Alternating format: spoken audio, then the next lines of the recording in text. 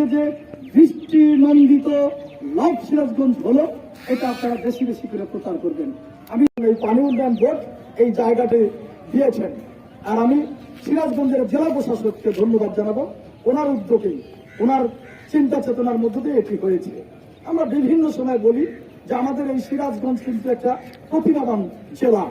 এই সিরাজগঞ্জকে যদি আমরা সকলেই মিলে মনে করি যে এই সিরাজগঞ্জটাকে ভালো করতে হবে। আমি বিভিন্ন সময় আমি আমার বক্তৃতার মাধ্যমে যেখানে আলোচনা করি, কক্সবাজার যদি পর্যটন এরিয়া হয়, আমাদের সিরাজগঞ্জে হয়তো সরকারিভাবে পর্যটন এরিয়া সম্ভব হবে কিনা জানি না, তবে এই সিরাজগঞ্জে কিন্তু অনেক বিনিয়োগকারী আছে। এই সিরাজগঞ্জের পারেই যদি যেমন মনে করেন আজকে সিরাজগঞ্জে ইকোনমিক জোন হচ্ছে, 5 লক্ষ লোকের কর্মসংস্থান হবে। বিসিক হচ্ছে, সেখানে 3 লক্ষ লোকের প্রায় কর্মসংস্থান হবে। ইপিজেড হচ্ছে, এই 15 লক্ষ মানুষের যদি কর্মসংস্থান হয়, এই সিরাজগঞ্জ কিন্তু ঘুরে যাবে, চাকা ঘুরে যাবে, চেহারা বদলে যাবে।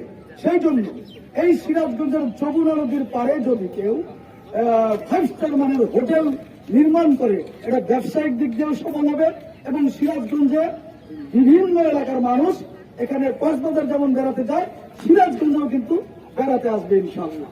আমি আসলে বক্তব্য দীর্ঘায়িত করব না, এটা বলতে চাই যে হৃদয়ের সিরাজগঞ্জ, হার্ট অফ সিরাজগঞ্জ, এদের হৃদয়ের মধ্যে সিরাজগঞ্জ, এই যে চিহ্নটা আপনারা দিয়েছেন, এই লাভ সিরাজগঞ্জ, এটা আমাদের হৃদয়ের মধ্যে সিরাজগঞ্জ।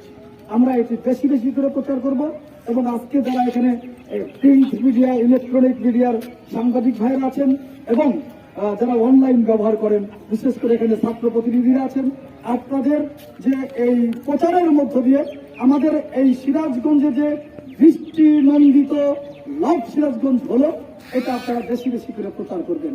আমি ইতিমধ্যেই অবশ্য জেলা প্রশাসকের